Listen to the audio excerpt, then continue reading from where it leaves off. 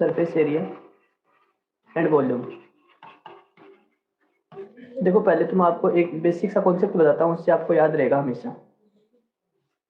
जैसे मान लो ये ग्लास है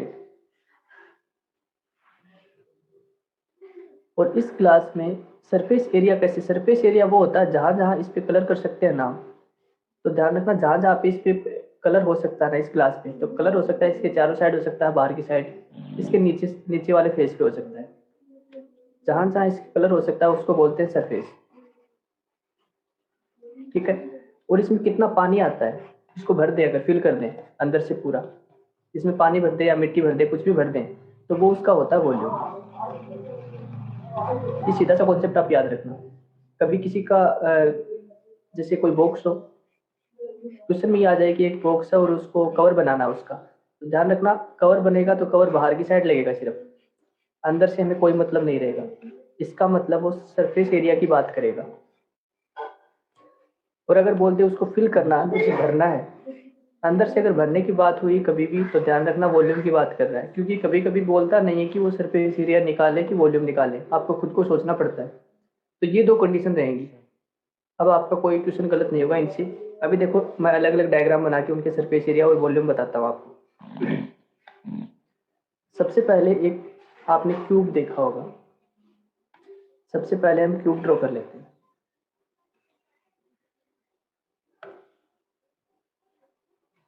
ये मैंने एक क्यूब बना दिया। क्यूब वो होता है जिसके सारे सरफेस, ध्यान रखना क्यूब जो बनता है ना, क्यूब बनता है स्क्वायर से। स्क्वायर से क्या बनता है, क्यूब बनता है, क्योंकि सारे जो शेप होते हैं ना इसमें सारे जो फेस होते हैं वो क्यूब स्क्वायर टाइप के होते हैं। ध्यान रखना स्क्वायर की मतलब क्यूब की जो सारी साइड है वो सारी साइड क्या होती हैं, सेम होती हैं, इसलिए हम इसको सभी को ए मान लेते हैं।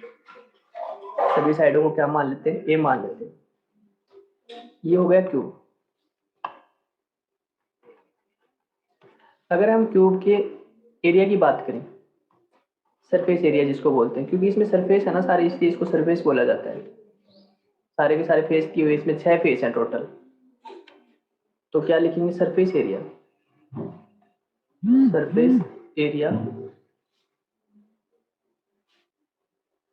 Of cube.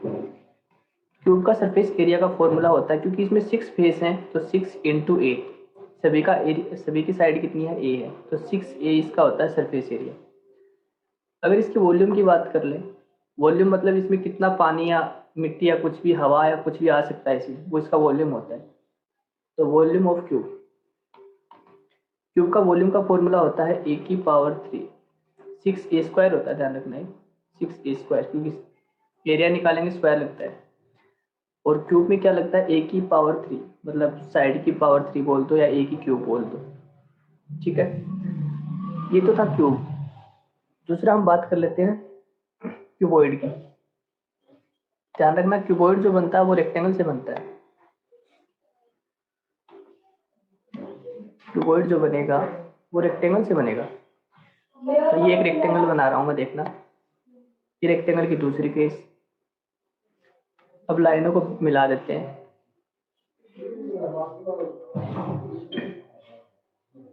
ये क्या बन गया, क्यूबॉइड। अब इसमें भी 6 फेस होते हैं, लेकिन ध्यान रखना इसमें सभी साइडें बराबर नहीं होती। इसको हम बोलेंगे लेंथ, इसको हम बोलेंगे ब्रीथ, इसको हम बोलेंगे हाइट।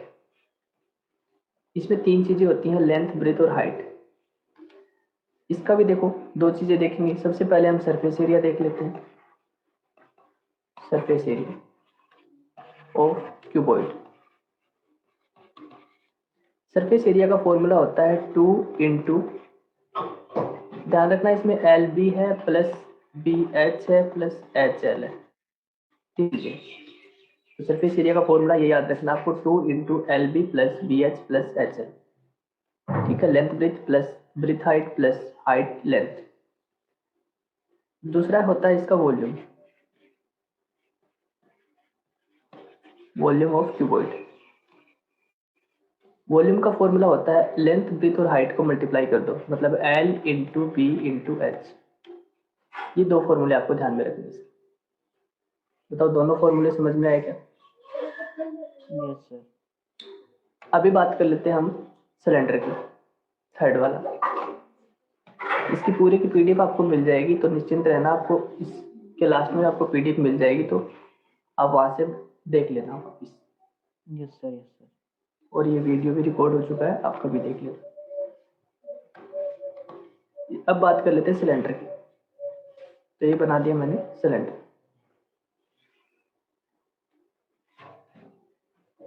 ठीक है। अब इस सिलेंडर में भी, अब सिलेंडर को थोड़ा ध्यान से समझना पड़ेगा आपको।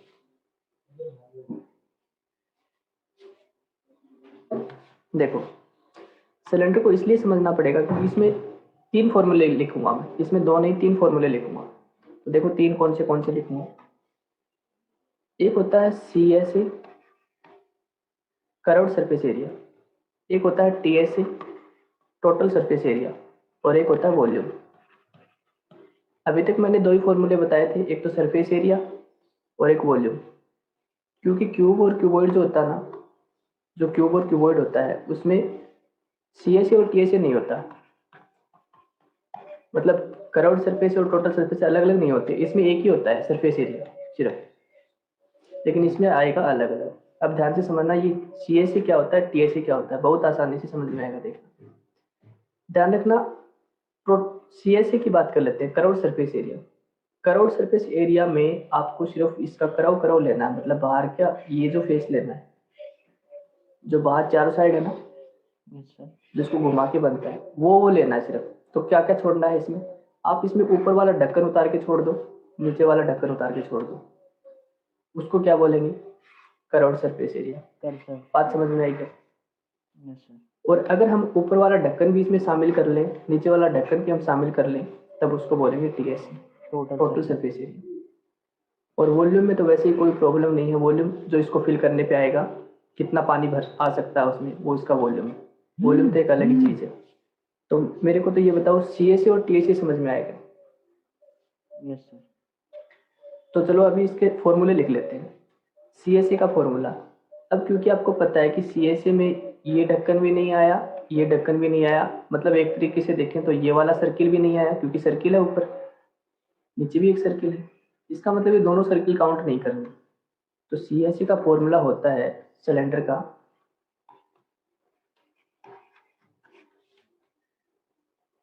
CSA का फॉर्मूला होता है 2πRH।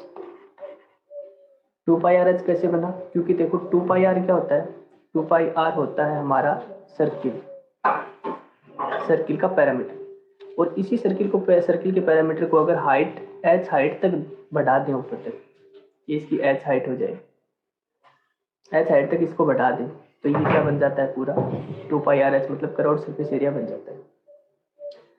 अब बात कर लेते हैं टोटल सरफेस एरिया की, इसको समझना ध्यान से। आपको पता है टोटल सर आवाज़ ब्रेक हो रही है। सरफेस एरिया क्या क्या लेना ही लेना पड़ेगा, जो चारों साइड का वो तो लेना है, बाकी 2πRH तो हमें, सर आवाज़ ब्रेक हो रही थी। एक मिनट,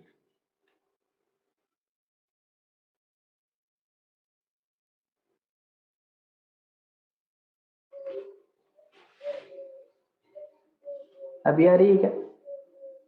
यस सर।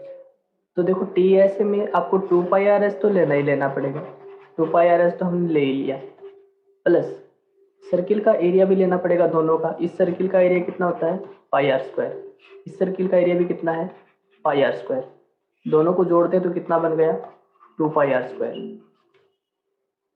तो इसमें 2πr² और प्लस कर दो, ये वाली बात समझ में आई? क्या सर?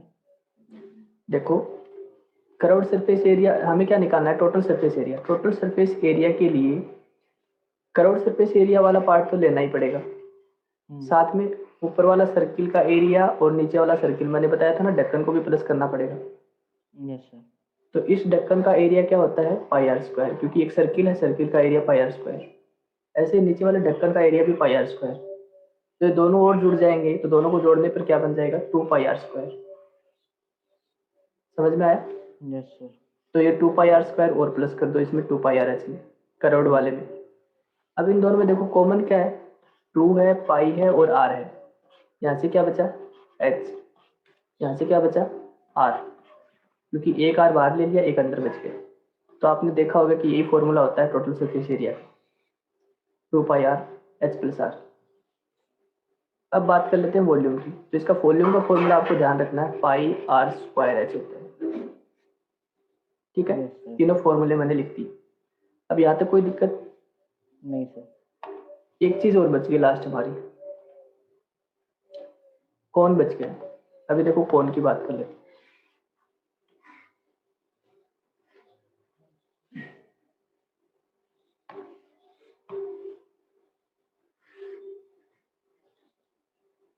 ये हो गया हमारा कौन।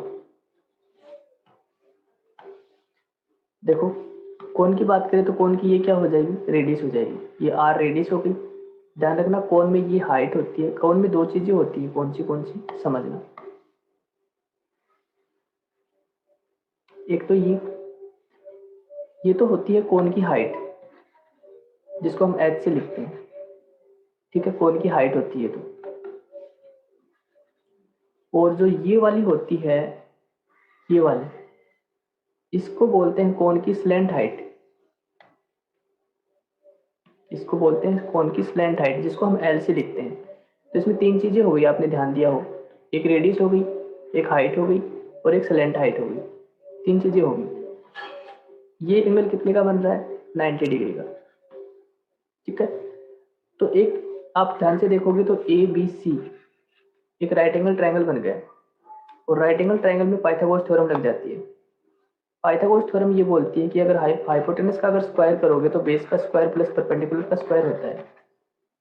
तो अपना हाइपोटेनस कितना है, एल है, यानी कि L² इक्वल टू कितना आ जाएगा, बेस कितना है r² प्लस परपेंडिकुलर कितना है h²। जब आपको L निकालनी पड़े ना, तब इस फॉर्मूले से निकालोगे। जब आपको R दिया हो, H दिया हो, तो आप L निकाल सकते हो इस फॉर्मूले से। Yes sir. हम इसका निकालेंगे, हमें तो वही दो फॉर्मूले चाहिए, एक तो CSA और एक TSA। ध्यान रखना CSA निकालोगे तो जो भी ढक्कन है ना, वो ढक्कन छोड़ दो, वो CSA बचता है बाकी का। समझ रहे हो मेरी बात को। इसका मतलब अगर हम इस सर्किल को छोड़ दें, नीचे वाले को, यही ढक्कन है इसका, तो एक ही है, इसको अगर हटा दें तो बचेगा क्या, CSA बचेगा, कराउड सरफेस एरिया। मतलब ये वाला पार्ट से, मान लो एक जोकर की टोपी है, उसकी टोपी के ऊपर चारों साइड हमें कलर करना है, तो वो CSA है। और उस नीचे को, ढक्कन को बंद करके नीचे भी अगर कलर करते हैं तो वो TSA बन जाता है। इसका CSA होता है πRL। ठीक है, और अगर इस πRL में हम नीचे वाला ढक्कन प्लस कर दें तो नीचे वाला ढक्कन का एरिया क्या होता है, πr²। ध्यान से समझना, अगर हम πr² इसमें प्लस कर दें तो कॉमन क्या आया, पाई और आर, बचा क्या, एल, यहाँ से क्या बचा, आर। तो ये क्या हो गया इसका टोटल सरफेस एरिया। अब बात कर लेते हैं किसकी, वॉल्यूम की। इसका वॉल्यूम का फॉर्मूला होता है 1/3 पाई r²h। ये याद रखना। बताओ ये तीनों चीजें समझ में आई क्या? Yes sir. एक चीज और बच गई लास्ट हमारी, वो बचा है हमारा क्या, स्पेयर। स्पेयर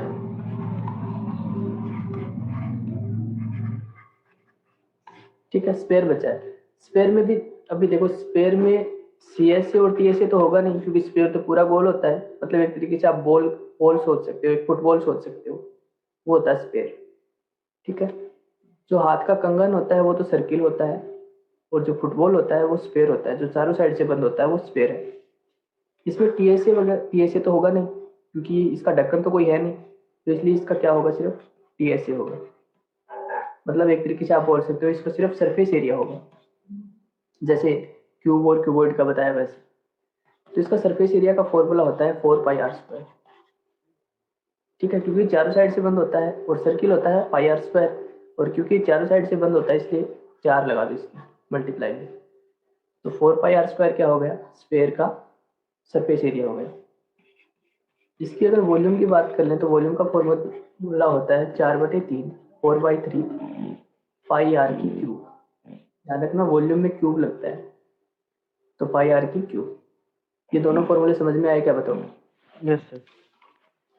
अब इसमें एक जो इम्पोर्टेंट चीज रहती है वो क्या रहती है, वो देखिए। अगर मैं इसको स्फेयर को अगर हम काट दें बीच से, स्फेयर को हम बीच से अगर ब्रेक कर दें,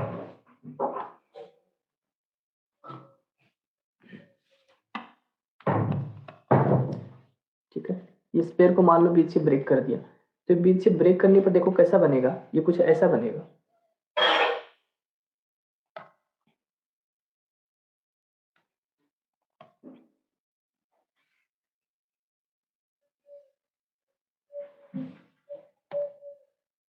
ठीक है, ये ऐसा बन जाएगा, ये ऊपर का हटा दो मान लो एक बार, ऐसा ही बनेगा, काट देंगे तो इसको। अब देखो इसमें आपको तीन चीजें ध्यान रखनी पड़ेगी।